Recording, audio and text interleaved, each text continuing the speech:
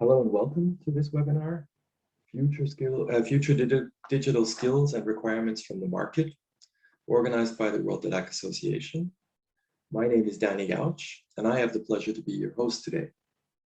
We truly appreciate that you have allocated 1 hour of your valuable time to listen to what our 3 distinguished speakers have to bring forward. And we hope that this will spark some new ideas and perceptions among our participants. Before we begin with the webinar, I would like to bring some practicalities of our webinar to your attention. Please note that this webinar is being recorded and will be made available on the Worlddidac YouTube channel. Secondly, please enter your questions in the Q&A chat. As time is limited to 1 hour, we may not be able to reply to all questions during the webinar. However, our speakers will happily address the questions after the webinar, and those answers will then be made available to you via our website. And yes, we will make the presentations available to you through our website. Should you wish to make any social media posts, feel free to add the following hashtags. And now I would like to introduce our moderators. Yes, our moderators, thank you. Who in turn will interact and introduce each speaker individually. I would like to begin with ladies first. We have Miriam Bonilla, who is the CEO of Edibon and treasurer of the Worlddidac Association. Secondly, we have Gaël Girardot, who is the co-founder and CEO of Code.fr and also the Worlddidac Council member. And last but not least, we have Juha Merinen, who is the founder and CEO of Smart Internationalization, along with the function of Vice President of the Worlddidac Association. So without further ado, I would like to hand over the word to Miriam and Leo. Thank you. Thank you, Danny. Thank you very much. Well, thank you everybody for being in this webinar. We have, I think it's a topic very much interesting nowadays. So let me please introduce the first speaker. His name is Mr. Leo Ortiz Villacorta. He is the VP for International Partnership at Code.org. Why we consider he was one of the key speakers for this webinar, because well, you know, all of you, the COVID pandemic has changed totally the way we teach, but it's not also that it changed the way we teach. It also changed how the children, what our children should learn. And this is why Code.org is so important nowadays. Schools should teach the curriculum for the future. So we need to start teaching our children what we will require in 20 years' time. So this is the mentality of Code.org and the methodology that they are introducing in many of the countries nowadays. So they consider that we should have computer science as another subject, like we have mathematics or we have language or English. Computer science is as important as it should be any other subject at school level. So let me please introduce Leo. Are you there? So he will, Leo, are you there? I'm here, totally, okay. yes. So if you please let us know what is Code.org and why your work is so important nowadays. What do you do? Thank you very much, Miriam, for that introduction. Hi, everyone. I hope you can see me well. I'm saying hi from the city of Seattle in the United States, which is where Code.org is headquartered. I'm going to share a few slides just to give a very quick overview of what we do for those of you that are not familiar with Code.org. So let me me start with this. Hopefully you can see my presentation. Perfect. Well, Code.org is an organization that has the vision that every child in every school should learn computer science. That's what we try to achieve all over the world. And we've been around for like 9 years, and we've done several things. We're probably well known or better known for the Hour of Code, which is an initiative that we've driven across the world to emphasize the importance of computer science and to draw awareness to it. It was actually during the pandemic that we managed to hit the milestone of 1 billion times that a student has done an hour of code somewhere in the world. And you can see there we have more than 2 million teachers that are involved, and we have seen hours of code happening in more than 180 countries and territories. But the reality is that even with that enthusiasm, most schools in the world don't teach computer science. And one of the things that we're asking ourselves is, as a movement, as a global movement, because this is not just something that Code.org does, but there are many, many organizations in the world that are striving for the same goal, is what do we need to change the education system? The way that we are contributing at Code.org is by creating curriculum, building workshops for teachers, building a platform that has lesson plans that allow children to learn computer science. And we have here a few examples of how this looks. It's curriculum based on gamification, but also with very rigorous pedagogical principles that has a full sequence that goes all the way from K to 12. We've created more than 400 hours of curriculum. Here are a few screenshots of projects of students. And we already have more than 63 million students in our platform. We're happy to say that almost half of them are women. That shouldn't be something that I should be explaining or highlighting, but unfortunately, you all know that there's a big gender gap in the technology space. So it is important to make sure that we're bringing along those who are underserved.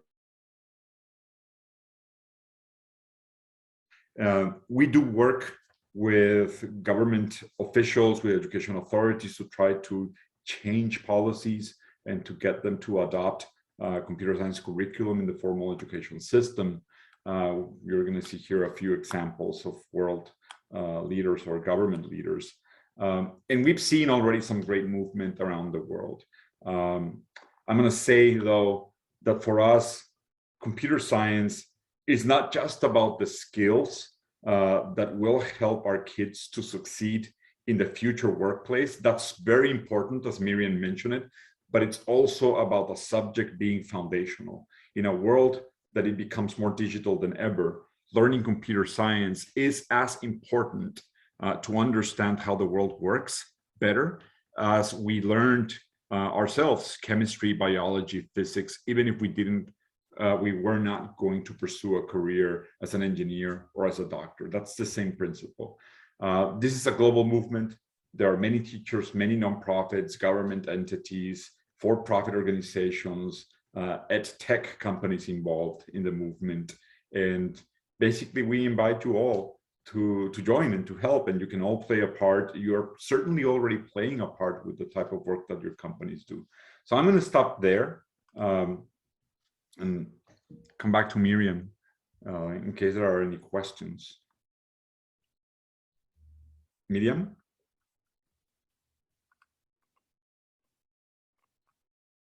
Oh, I think Danny, I think we're alone here.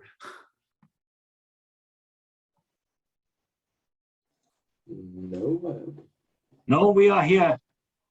Okay. But it could be that we lost Miriam. How could that be?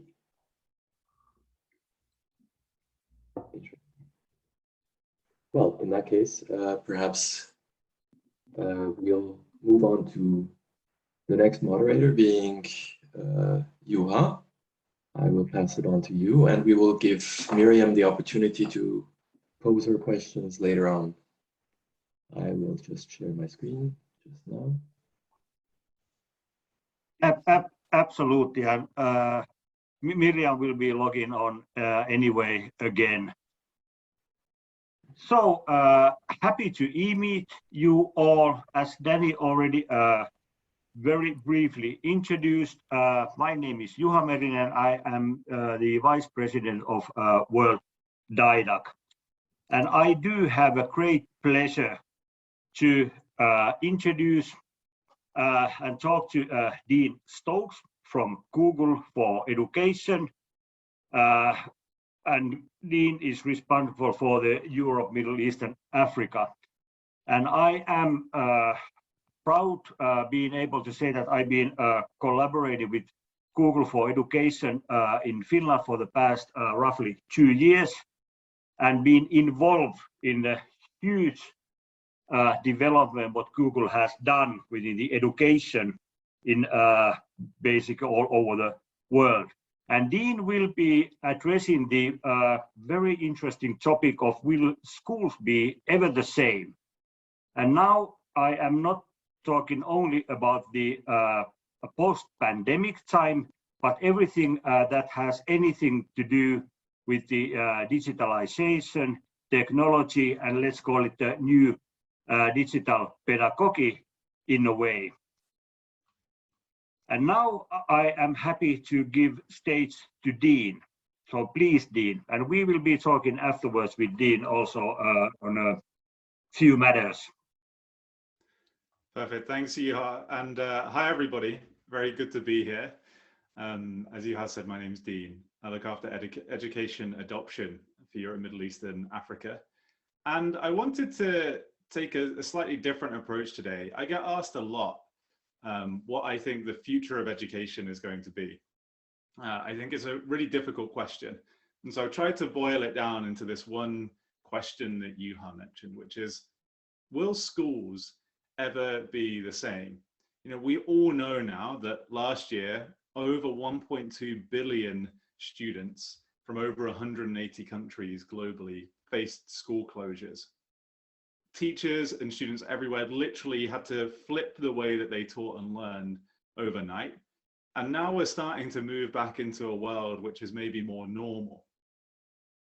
So to answer this question, I think we need to first explore whether anything has actually changed already. You know, I hear this a lot.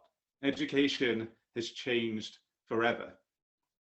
Now it's true that through the last year, it was very different. You know, it literally did change overnight. Teachers were maybe sat at their dining room tables delivering lessons, students finding a space in their house to learn remotely from their teacher. But I would argue that that didn't change things forever because we were really in a kind of crisis mode. There was a crisis response from teachers, from schools to really do the best in a bad situation. And as time went on and lockdowns went on longer, we got better at doing it as well. So I would argue that education hasn't changed, but more that it's changing, and that actually it's always changing, constantly. You know, teachers are amazing at keeping up with the latest thoughts and ideas to make sure their students are getting the best possible outcomes. And there's no doubt that the pandemic has been a huge catalyst for the change that has happened and will continue to happen now into future. I feel like we've maybe jumped ahead something like 5 years in the space of 18 months. You know, thanks to the last 18 months, schools now have more deeply integrated technology. Teachers have rewritten some of their lessons to be able to deliver in a remote environment and keep everybody engaged. And students have adapted to the digital tools that they've been given to learn with. And so with all of that in mind, I think the pandemic showed some teachers that were perhaps reluctant before that there is value in using technology for teaching and learning. So I want to take the next few minutes to explore 3 opportunities or 3 things that I think education will continue doing more of in future. Well, the first one is, I think that education is going to be more personalized. You know, with growing class sizes, it's increasingly difficult for a single teacher to offer a personalized experience to every student in front of them. So how might we leverage technology to make that easier? Secondly, I think it's going to be more measurable. If we're personalizing that learning and there's perhaps learning happening outside of the classroom that the teacher isn't seeing, it's important that we can measure what's happening there and report back to the teacher so they're able to react to it when students are back in front of them. And thirdly, with all of that in mind, we must make sure that education is more equitable. Technology can provide the opportunity to level the playing field. So whether that's improving accessibility or providing opportunities perhaps where schools aren't available, I think we can all work to help make education more equitable, but that access to technology is key. So let's take a moment to dive a little bit deeper into each one. I think it's fair to say that an ideal situation for learning is that you are provided completely personalized teaching. If we could, I'm sure it would make sense to have one teacher for every student globally. That's clearly not going to happen. So I think technology can help solve this problem. Now, a couple of examples of how it's already doing that. Google has an app called Read Along, which helps students learn English. And there's an in-app buddy called Dia, and she uses Google's text-to-speech and speech recognition to offer assistance for students when they struggle, and then reward them with stars, kind of gamify their learning of English as well when they do well. And perhaps for older students, you might have seen Google Lens. And so Google Lens can help students when they're stuck on homework, for example. Perhaps they're stuck on an equation. Lens can provide quick access to helpful information and step-by-step guides to help students get to the answer rather than just give them the answer. It's really there to try and help them better understand key concepts. So these tools already exist, but what might technology do in future? How could technology play a bigger part in future? Well, at Google, we're certainly thinking about how to be more assistive. Education is a fundamentally human thing. To teach something and to learn something is fundamentally human. I don't think we're going to get to a place where we're going to replace teachers with AI. I think what we're going to do is get to a place where we allow teachers to do what really matters, which is working with the students in front of them and taking away some of the administrative burden and giving them into a window of what they weren't able or aren't able to see now. So what do we mean by being assistive? Well, assistive technology is just any technology that makes it easier for a user to accomplish a task. So in future, you could imagine that if you're a teacher creating an assignment, you'll be recommended content that you could use for that assignment, perhaps from around the web, or even what other teachers in your school have been using to teach that same concept or subject. I was a teacher for 8.5 years here in the UK before moving into doing what I do now. And I know this would have been helpful. It used to take me hours to pull resources from textbooks and from websites and from my colleagues. And then for students, what if Google could provide real-time feedback on the work that they're doing? When you are one teacher with 30 students, you tend to collect the work and then give feedback and then give it back at a later date. Real-time feedback is definitely more effective. So what if Google could kind of help you or bring those recommendations up for how you might get help with that concept when the teacher isn't around as you're working? And then finally, for the teachers, getting all of the information back to understand where your students struggled and where you might need to focus moving forward once you have them in the class. Now, this future isn't here yet, but we do have many of the building blocks in place for it. And already, as I mentioned, teachers and students are using some tools to help them create more personalized learning experiences. Second, then, we said it needs to be more measurable. So if we're going to have this personalized learning, that's great, but we want to measure the outcomes from it. And traditionally we use low stakes tests or perhaps high stakes end of unit exams to benchmark student knowledge. But imagine if you could understand how a student learns something in medical detail, just like when you get your blood results back from a blood test. What if you could really understand the way a student learns, so then you could further personalize the approach, really hone in on the things, the concepts that they're struggling with to be able to support them one-to-one. Well, right now in Google Classroom, for example, you can track student engagement. So you can understand who has looked at or accessed an assignment. And there are third-party tools like this one that take grade data from Google Classroom and other systems that schools have to help them understand and predict even where a student might land further down the line so that teachers can intervene at the right moment. And in future, I think it's exactly what we just talked about, where I get a really good picture of who struggled with what and when, and what that looks like across a class. So how I can step in as a teacher to really focus on those topics that people are finding difficult. And then finally, education needs to be equitable. We're still not in a position where every child globally is receiving a world-class education. And I think we all agree that everyone deserves equal access to great learning experiences. And we're certainly seeing that happen with technology globally. Informal education is on the rise. You probably recognize multiple logos on this slide of companies or providers that are giving learning experiences globally to anyone who wants them, and often completely for free. And at Google, learning sits across everything we do. It's really foundational to our mission of wanting to organize the world's information and make it universally accessible and useful.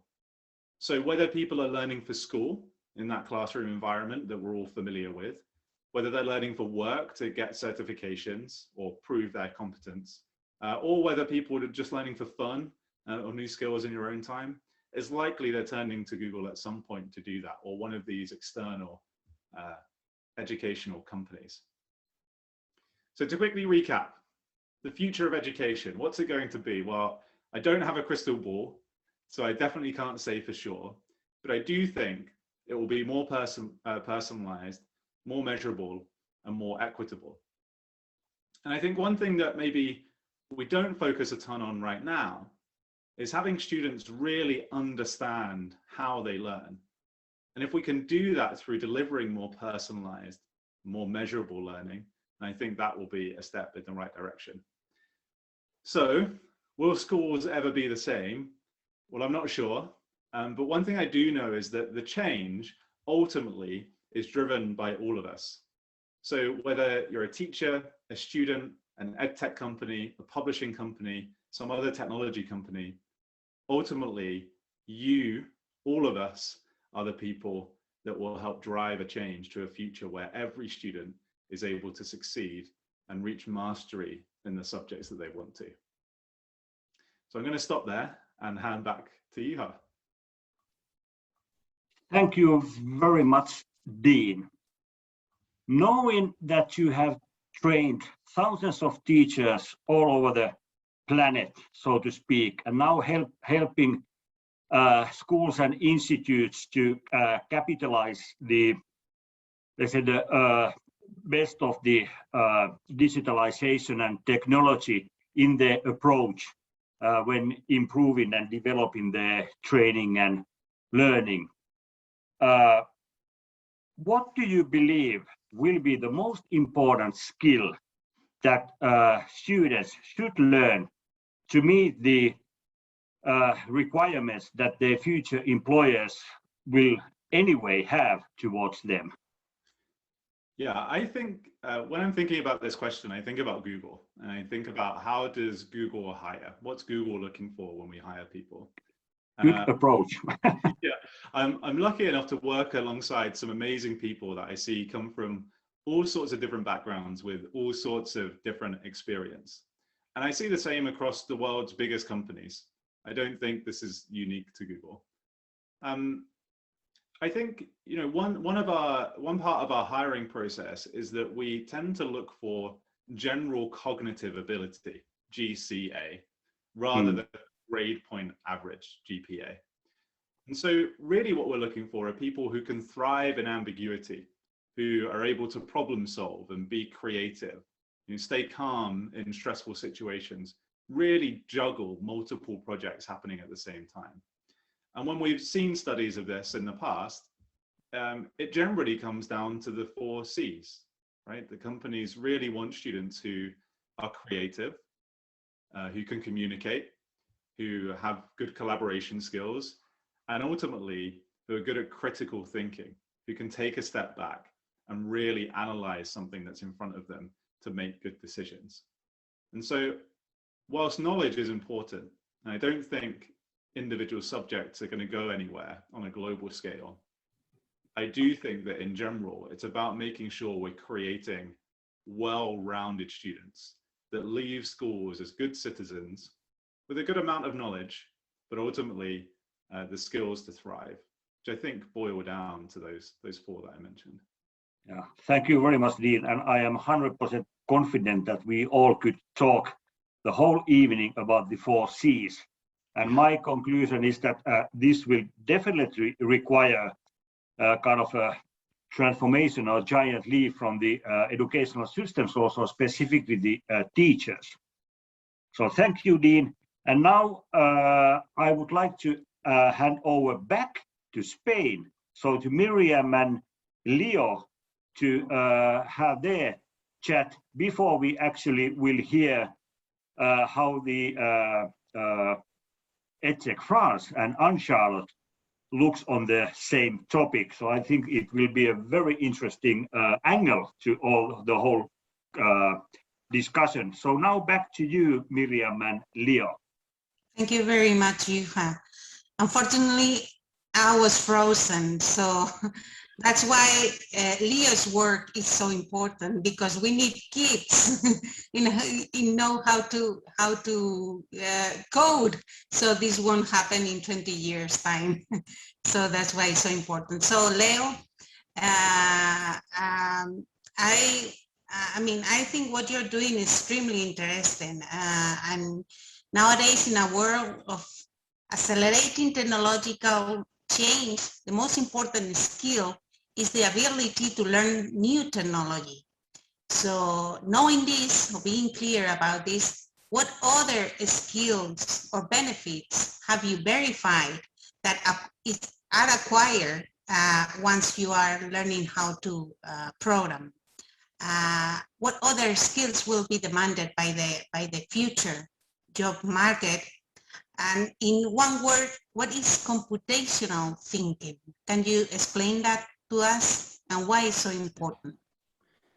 Thanks for the question. And I'm going to start by saying that even though the name of our organization is code.org, we are really about computer science as a broader subject. And computer science ranges from programming, but it also includes computational thinking, critical thinking, problem solving, artificial intelligence, cybersecurity. There's a data science. There's a range of themes within computer science.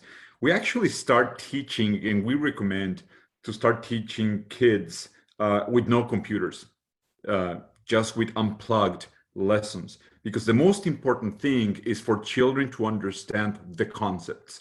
And you mentioned computational thinking is the ability for children to know how to process information, how to organize it. You know, the computing actually started way before we had machines to do that work. It's a mathematical and logical process. That's why Ada Lovelace created the first algorithm in the late 19th century. So, you know, it's a process of thinking and managing information. So those are the skills, the important skills that children need to learn, and that will allow them to do better work as a team with creativity to solve problems that they will face in the future. And it's not just about coding an app or a game. It's about understanding how to solve problems in the new way in which we manage information in the world. Well, I see it very interesting. Let me say to you that I have a small daughter, and she is part of your website, and I see it's amazing how fast she thought how to do things and have a logical logical procedure to do things. So I really consider it's very impressive what you're doing. So let me, if I'm imagine I'm in a developing country and I talk to you and I say to you, why I should teach my small kids, if I have other necessities, why having in a global world like we are right now, how by using teleworking, how this can help countries with lower income level if they include coding or computer science in their programs? Look, let me answer that question just thinking broadly about digital skills. And we get asked that question sometimes, why would we want to bring this when there's half of the population in the planet that don't have access even to technology or the internet? What good will this make? And one of the things that we think of is that the fact that there's half of the world that doesn't have access to these technologies, that should not stop us from bringing these opportunities to them. Because the world is changing very fastly, and the more the world changes, the further behind these segments of the population will be. It is important to try to bring access to technology, to online resources, including technology in education, even to segments of the population that are struggling with several other needs, because that is going to allow them to leapfrog in terms of development stadiums. We shouldn't wait for those segments of society to go through the decades and decades of work that other countries have gone through to access these type of resources. We should bring them to them as fast as we can so that they can start using technology for learning purposes, for economic purposes, to access benefits from governments and from international organizations, and that will help them improve their socio-economic situation. We've seen that. You put technology into the hands of young kids in rural parts of the world, and they immediately start building solutions to their day-to-day problems, to address some of the societal issues that they're facing. That is why you need to put technology in front of them. And there are creative ways of doing so, even in places that are remote and that don't have broad access to broadband, for example. There are many organizations that do that.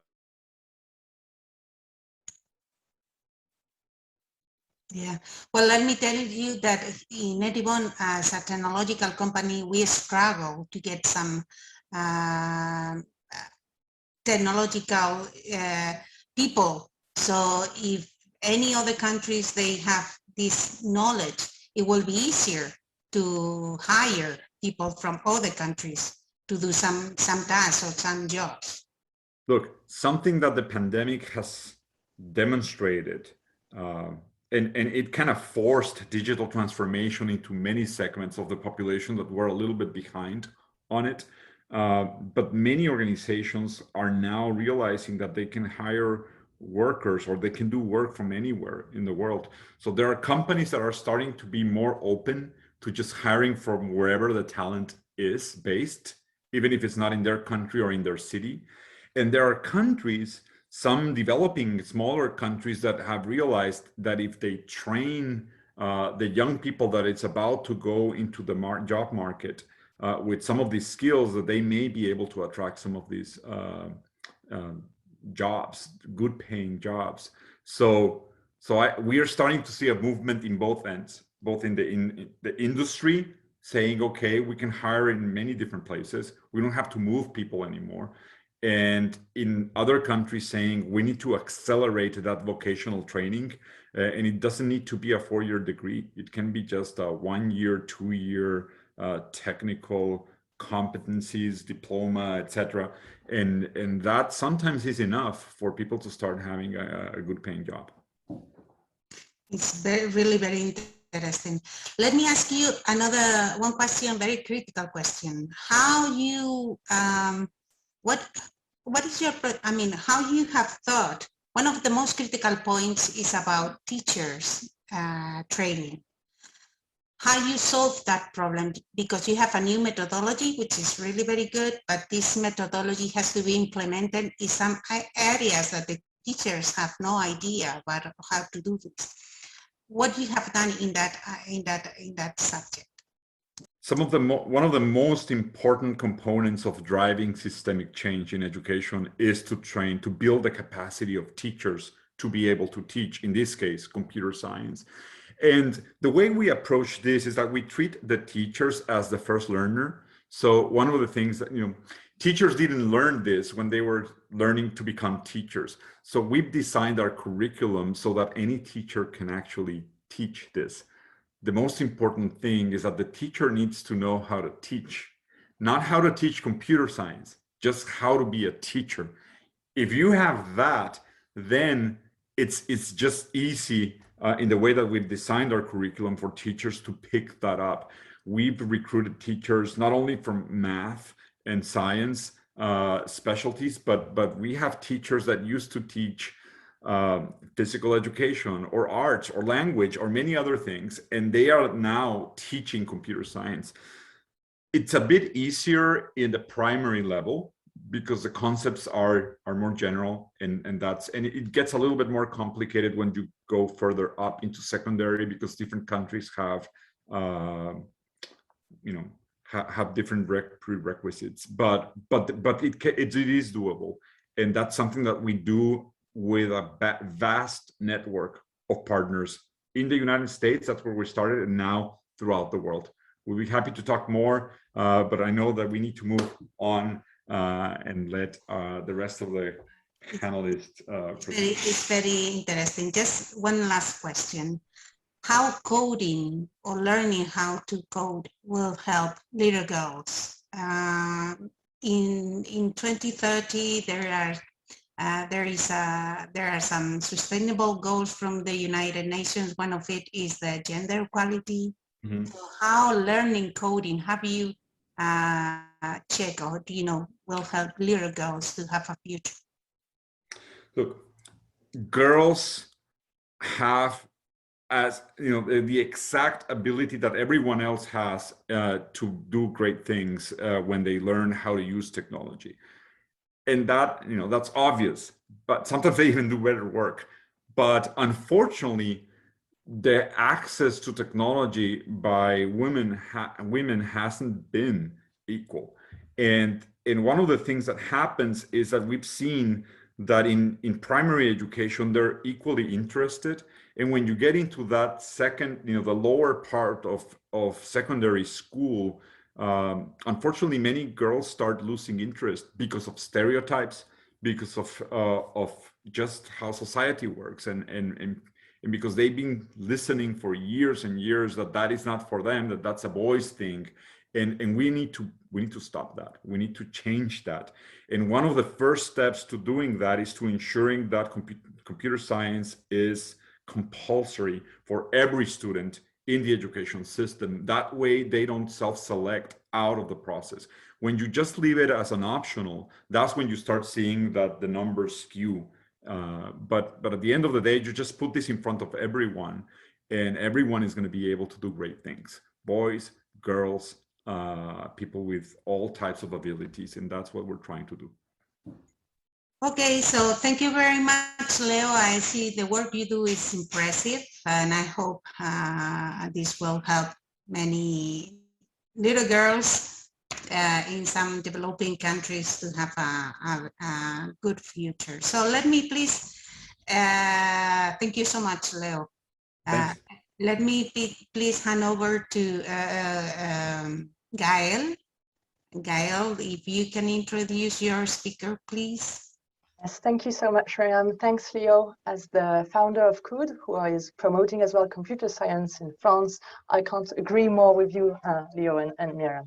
And now I'm really, really happy to introduce Anne-Charlotte Monneret, who is the Director General from EdTech France, which is an association who promotes the use of EdTech solutions in France. And since she arrived a year ago, EdTech France is really helping startups and EdTech companies to grow, to talk with public sector as well. So I'm really happy that Anne-Charlotte is here today to talk about, well, the rise of EdTech in France especially, and the way that she's has the overview of 350 EdTech companies. So she has a great expertise here that she will share with us and see how it's going today. So Anne-Charlotte, please let us know what is EdTech France, what you're doing, and what you can tell about learning today. What's it for you? Thank you, Gail. Thank you, everyone. I'm very happy to be here today to share my view on the EdTech industry, especially in France. I'm going to share my screen. Please tell me if it's working. Then I think it will be good. Thanks. We can Perfect.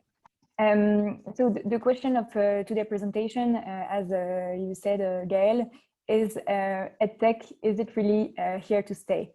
Because we have been talking about EdTech since more than 15 years now. It's a booming industry since maybe 3-4 years. But with the pandemic, I think now everyone is really asking the question, how are we learning today with technology, and how we will be learning tomorrow with technology? So in France, we truly believe that the digital EdTech can serve the learning of everyone. At school, at university, and at corporate enterprise. And that's why we have been funding EdTech France more than 3 years ago. And we are the leading network in France, gathering more than 380 members now. And the goal is to really make everyone get together to really share the best practices of our companies, and also to show abroad France that the French EdTech companies can really share great tools to better learn. So today in France, we are also working with partners that are higher ed establishments and public institutions. And I think before the COVID crisis, the EdTech companies maybe were seen as sometimes small startups only. But today, we can proudly say that EdTech in France also are champions that are truly capable to go abroad and to work with millions of schools also. So I'm pretty proud of that. And the big question that we ask ourselves every day is how coronavirus has been transforming education. So Dean shared a bit of it previously, and I think I will focus on the impact on the global EdTech market, because education is changing, the way of teaching is changing, but why? Because the technology are also changing and growing fast. So as you know, during the COVID crisis, more than 119 countries saw that their schools were closed. And in France, we had more than 13 million students that went back home. And so because of that, there was really like a surge in demand for EdTech technology, and a very quick shift to online learning, especially within institutions that are not used to digital tools, such as public university, public schools, and old corporate in France. So for the first time ever, everyone was forced to use technology and forced to use good tools, actually. And for the first time also, investors in France, they saw that the EdTech market was very strong in France. We won the challenge of facing this crisis. And because of that, the numbers are growing very fast. And the global EdTech market is estimated to reach $500 billion in 2025. And before the crisis, it was only estimated around $325 million. But still, all this money, all this EdTech market is only representing today 6% of the global education market. So we are just at the beginning of all this technology area, and schools and university will still be changing in the future. So it's just a start actually. And also the market is of course dominated by China and the GAFAM, as we say in France, also because the markets are bigger, but France has become the #1 country in Europe in terms of edtech VC investment, so we can be proud. I think the big question is it a long-lasting change, the boom of edtech? And I think it really depends on the industry. If you focus on the lifelong learning industry, so the training for adults, at least in France, we saw a massive switch to online training, and it will last because more than 60% of the companies that are training companies in France, they say that they will use blended learning in the future. So they will keep using edtech tools and edtech resources, even if the crisis is over. So that's a proof that edtech will last. But we have more challenges on the K-12 industry and in the higher ed industry because in France, and I think it's the case in many other countries, if you want the edtech tools to be used, you need to, as we said before, you need to train the teachers. You need to have equipped schools in terms of computers, tablets, and sometimes mobile phones. And you also have to have fiber and connectivity. And even in France, we still have 15 million of people that don't have a good connection.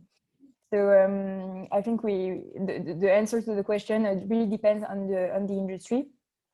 And if we focus on pedagogy, edtech also force everyone to change the way they teach and the way they learn and the way they train people. And with the companies of the edtech France network, we thought about the key factor of success for a good online training. And this is the 5 key points that I want to share with you. Everyone was saying that hybridization is the key. If you do a full online training and if you only do that, it's not work. So if you really want to impact people, you should have a bit of both worlds. When you use edtech, you really have to still be learning by doing. It's not because you are on a computer or on a mobile phone that you don't have to do things. If you don't do things, you won't learn. Social learning also. When you are on a digital screen, it's super important to share with people, to talk, to call people, because peer-to-peer learning is the key to success. And also, when you are using edtech in order to succeed, to learn what you want to learn, the more it's adaptive learning, the more it will be efficient. And also, when you are engaged in a online certification or online classes or online trainings, you really have to have a goal, a clear challenge, because then you just get lost in the digital world and you don't focus on what you want to learn. Then some slide to focus on what we can do to make edtech markets succeed in France and maybe abroad also. We really need to understand that the talents of tomorrow, we need to train them, because more than 85% of tomorrow's job have not been created. So the youth that is studying at the moment, they will do a job that maybe does not exist today. And how we do that? We train them to learn to learn. And this is really important, because they will do more than 12 jobs in a lifetime. And this kind of jobs will be focused on the tech industry, most of them. In France, nowadays, we are really focusing on this, on the challenge to train everyone, no matter their social class and no matter where they are living in France. And the public institutions, they are giving public money that is called a CPF, which is basically a small amount of money, small, almost 2,000 euros, that you can invest in yourself to learn digital skills. So it's a public policy that is very innovative and huge, actually, because the French state is giving to every French people that wants to gain digital skills a specific amount of money.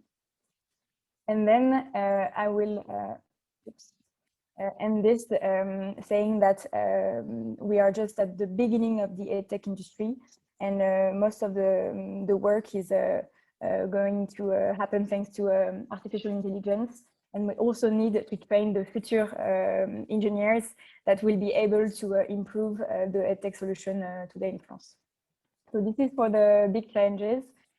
So we are lucky to be in France and to have the government that is investing in the digital skills of tomorrow, but there are also some great private companies that are able to give these trainings. So public money and private innovation, it's a good combo that is working in France today.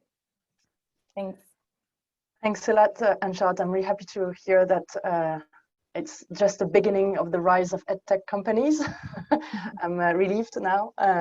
From what you see, because you have a huge overview on the edtech market, at least in France, on the French market, do you see a specific latest trend on how learning is happening with technology and especially what happened with COVID and the new world we're in?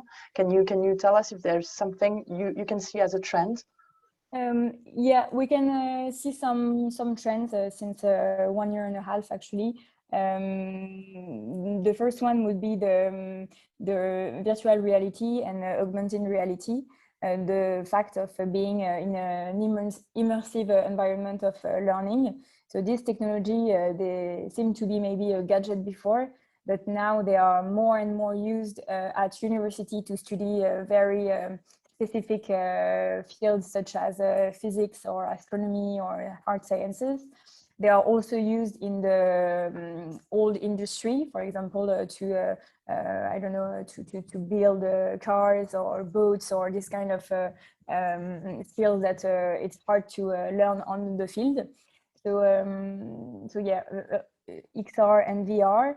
Then the rise and the win of mobile learning. Every edtech company now is almost available on mobile. It was not the case before the COVID, and now everyone is on mobile. Also, the gamification, the fact that we now know that neurosciences are saying that when you learn, it's better to have fun. So the effects of everything is gamified. And maybe finally the voice audio learning is really getting somewhere. The fact of using artificial intelligence to better speak, to better learn languages, technology that recognize your voice. So all this kind of stuff, audio learning is really booming also. Great, thank you so much. And I'll just end with just one question. We already talked about it, about gender equality, which is still challenging in tech. Leo and Miriam talked about it, but it's really important for us as well to talk about it, because it is challenging. I can see it as well, and as I said, I agree with Leo. I think it has to be really mandatory in schools to have computer science. We can see it with COOD when we go with workshops in schools, when it's mandatory and girls have to be there. They're not happy to be there at the beginning, but at the end of the hour of code, they are just amazed and really excited, and they learn that it can be something they like. How do you think that edtech companies can help on that, and what can we do more to help on gender equality? Yeah, I think this is the challenge of our century, and it's really getting strong, because if we don't have girls that are building the product of tomorrow, tomorrow's world will be only a man's world. So it's really important to think about it and to act. In France, we know that more than 90% of the kids they have a mobile phone. So they all connected, they all using TikTok, Instagram, etc. But when they choose what they want to do after the baccalaureate, it's only 80% of the girls that are choosing hard sciences or tech path. So, and this numbers is actually not changing. Even if the kids are more connected, we have only 80% of girls that are choosing tech. And this is actually super worrying, but we can act. And one of the way is to go in the schools, to go early when the kids are young, when they are actually less than 10 years old, to explain them that digital and coding, it's not math, it's not supposed to be always technical, it can also be fun, and we also need to have a role model. So to explain that the tech industry can be also a woman world, and to put women in the media a bit more. So I think this is the two ways, role model and getting early into schools, and speak also about this with the teachers, because the teachers, they are actually on the front line to tackle this problem. Thank you so much, Anne-Charlotte. Danny, we are giving you back this woman world and try to end up this great webinar. So all I can say is thank you, kiitos, dziękuję, gracias. Yes, no, it was really a great session. I thank you all very much for your contributions to your speakers. Coming to an end of our webinar, and I thank you all for your presentations and insights. In my opinion, it was truly interesting to listen to you. I would like to summarize today's session by bringing forward my personal takeaways as follows. I believe developing curriculum and access to platforms are going to be key. Technology is already available to enhance learning, and its development is continuous, proving to me that events like this one today will increase in importance as we move forward. Personalization is also the key to understanding. And of course, coming back to the woman's world, as just mentioned, tech is not just a man's world. We need to encourage girls to study tech and deep sciences in order to have more products designed by girls in tomorrow's world. EdTech is just at the beginning of machine learning and into IA. We need to train our engineers in order to have a fast-growing EdTech industry in Europe, but also globally, I personally would like to add. We also need to train current workers to gain digital new skills, no matter their social class, to have more inclusive society. Of course, there has been a lot more said, and as I said, these are just my personal points. I personally think that today's session was great. And having said that, just before the end, I would like to say a very big thank you to all participants, and at the same time, of course, to our speakers and moderators. So having said that, signing off from Worlddidac and our webinar, wish you a lovely day. Thank you. Goodbye.